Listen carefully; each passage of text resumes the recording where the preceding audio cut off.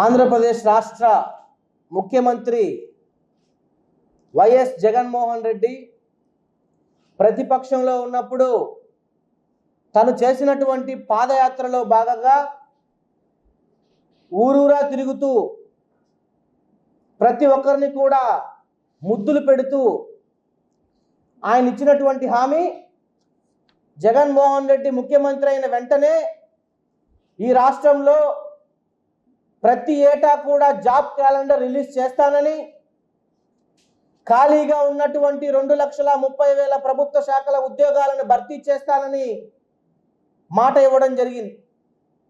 మరి దాదాపుగా ఆయన అధికారంలోకి వచ్చి 4 సంవత్సరాల 9 నెలలు పూర్తవడం జరిగింది.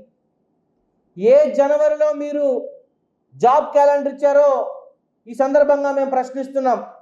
ప్రతి సంవత్సరం కూడా మీ సాక్షి క్యాలెండర్